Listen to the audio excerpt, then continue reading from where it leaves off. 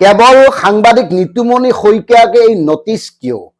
ৰাজ্য চৰকাৰৰ হাউচিং বোৰ্ডে এনেকুৱা অনেক লোকক নটিচ দিয়া প্ৰয়োজন হৈ পৰিছে যিসকলে মধ্যম আৰু নিম্ন আয়ৰ লোকসকলে পাবলগীয়া ঘৰবোৰ দখল কৰি থৈছে।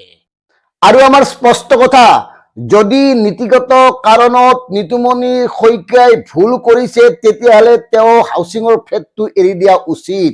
আৰু যদি নীতিগতভাৱে তেওঁ শক্তিশালী তেতিয়াহ'লে এৰি দিয়াৰ প্ৰশ্নই নাহে।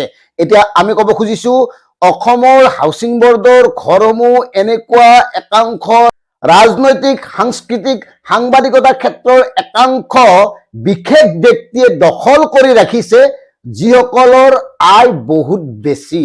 আৰু সেইকাৰণে আমি স্পষ্টভাৱে কৈছো, সাধাৰণ লোকক একধৰণে বঞ্চনা কৰি যিসকল সাংবাদিক, সাংস্কৃতিক, ৰাজনৈতিক নেতাই এই ঘৰবোৰ দখল কৰি আছে তেওঁলোকক প্ৰথমতে উচ্ছেদ কৰক। আৰু ৰাজ্য চৰকাৰে তাৎক্ষণিকভাৱে সম্পূৰ্ণ তালিকা এখন প্ৰকাশ কৰক, যি তালিকাৰ পৰা আমি গম পাম কোন কেইজন ব্যাগম নেতাই হাউচিঙৰ ঘৰ দখল কৰি আছে।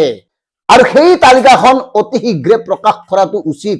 এইকাৰণে উচিত, আপোনালোকে যদি উদ্দেশ্য প্ৰণোদিতভাৱে কেৱল নিতুমণি শইকীয়াক টাৰ্গেট কৰি তেওঁক ঘৰৰ পৰা উলিয়াই দিব খুজিছে, তেতিয়াহ'লে সামগ্ৰিকভাৱে কাৰ কাৰ নামত হাউচিঙৰ কিমানটা ঘৰ আছে এই সকলোবোৰ তথ্য ৰাজহুৱা কৰা দৰকাৰ উচিত। তেতিয়াহে কম এয়া আপোনালোকৰ উদ্দেশ্য প্ৰণোদিত নহয়, তেতিয়াহে কম এয়া আপোনালোকে আইনৰ আওতাত থাকিয়ে কৰিছে। আৰু যদি কেৱল নিতুমণি শইকীয়াক টাৰ্গেট কৰিছে তেতিয়াহ'লে আমি আপোনালোকক কম যে আপোনালোকেও ভুল কৰিছে।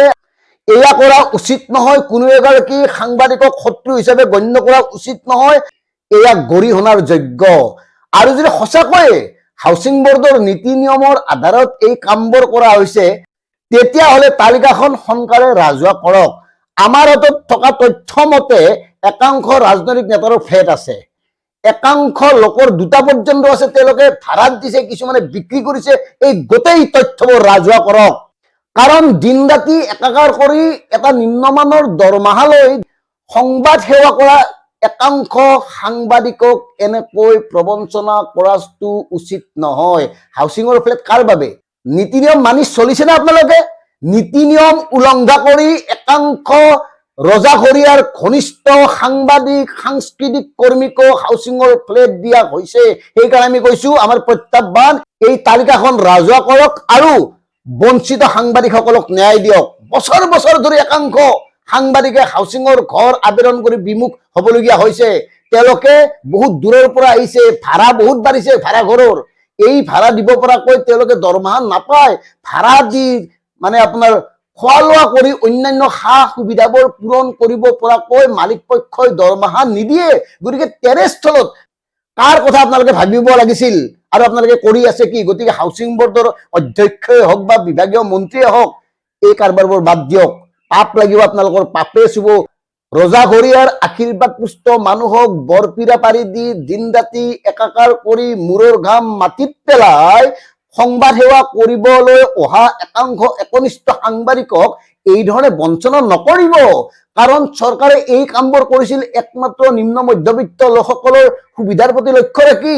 কিন্তু আপোনালোকে কৰি আছে কি? ভাড়াত ঘৰ দিবলৈ সুযোগ দিছে, বিক্ৰী কৰিবলৈ সুযোগ দিছে, অন্য মানুহক ৰাখিবলৈ সুযোগ দিছে। মানে কি? কিছুমান ডাঙৰ ডাঙৰ লোকে নিজৰ ভায়েকৰ নামত ঘৰ লৈছে, খোলালীয়েকৰ নামত ঘৰ লৈছে, আত্মীয় কুটুম্বৰ নামত ঘৰ লৈছে। গতিকে সেই সকলোবোৰ ৰাজহুৱা কৰক, একদম ক্লিয়াৰ কথা। আৰু যদি শেহতীয়াভাৱে নিতুমণি শইকীয়াই প্ৰতিদিন চেনেল যোগে চৰকাৰৰ জনবিৰোধী কাম কাজবোৰ উদঙাই দিয়াৰ বাবে তেওঁক শত্ৰুজ্ঞান কৰি এই কাৰবাৰবোৰ কৰা হৈছে, তেতিয়াহ'লে আকৌ কৈছো এয়া গৰিহণাযোগ্য। আৰু নিতুমণি শইকীয়া ডাঙৰীয়া, আপুনি যদি নীতিত আছে ঘৰটো এৰি নিদিব, আৰু যদি নীতিত নাই মুকলিকৈ ঘৰটো এৰি দিয়ক। ধন্যবাদ। জয় অসম।